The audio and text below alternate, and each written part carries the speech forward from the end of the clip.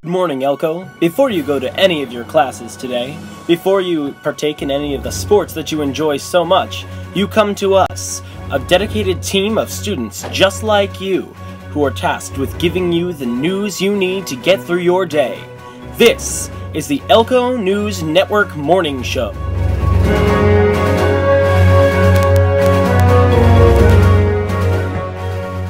Good morning, ELCO. I'm Asher. And I'm Cameron, and today is Friday, February 8th. Today is also National No One Eats Alone Day.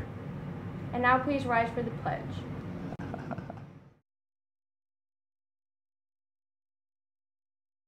I pledge allegiance to the flag of the United States of America, and to the republic for which it stands, one nation, under God, indivisible, with liberty and justice for all.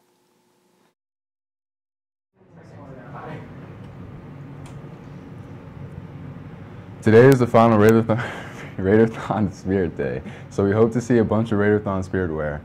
Attention ELCO students and staff, show your love, send that special friend or teacher a carnation for Valentine's Day this year. Orders must be placed today. White, pink, or red carnations are available for $150 a piece or 6 carnations for $750. The flowers will be delivered, weather permitting, on Valentine's Day. All class fees are due today. Please see Mrs. Habecker in the office to pay your class fees. And now over to Cameron for more news. Attention students interested in attending the CTC next year, the March 1st application deadline is approaching quickly. With over 50 applications already turned in, competitions for program is heating up. If you're interested in attending next school year, please complete and turn in applications ASAP. If you have any questions, please see Mr. Menser in the counseling office. Attention seniors, scholarships are arriving in the counseling office every day. Please take the time to check your Naviance account and explore all the opportunities that we have to receive the possibility at some free money. If you have any questions, please stop in the counseling office. Before we close today's program, do not forget that we will be also broadcasting the Harbor video next. Have a great day, ELCO.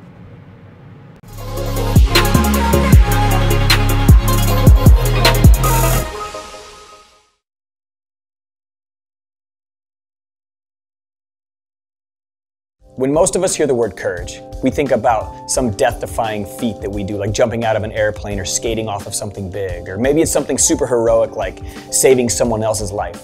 I wanted to understand what courage was all about, so I sat down and talked to a Congressional Medal of Honor recipient, and we had a conversation about his act of courage and what it genuinely means. In basic training, they tell you if someone throws a grenade at you, get down low and roll away. And had I done what I was trained to do, it rolled away, and it would have definitely killed Robinson and Higgins and possibly injured some others. But I think the biggest thing that comes to mind is do it for the right reasons. Do it because it's important to someone. It's a chance to have selfless services, not for glory. You could be a hero to somebody just by listening to their problems. The president said during my ceremony that our heroes are all around us. And it doesn't mean you have to be in the military or even be recognized to be a hero to somebody. And I think that's the biggest thing, is just doing a random kind act for somebody without acknowledgement sometimes is the biggest reward. What I love so much about Leroy's story is that in a moment, he was willing to sacrifice himself for the people around him, not because he thought he was going to get a medal or win an award, but because he knew it was the right thing to do. And that's what courage is. And you guys have an opportunity to have that same level of courage every single day. But the reason most of us don't have that type of courage is because in that moment, when we're faced with a choice, we choose our comfort over being courageous. So many of us would rather sit back and be comfortable in a moment than do the right thing, do the thing that we know takes courage. And I honestly believe that's why so many of us struggle to have what is called courage. I think there are 2 types of courage. There's the courage it takes to jump out of an airplane or skate off of something really big or go on some crazy adventure with your friends. That takes a certain type of courage, and we applaud that and we celebrate that.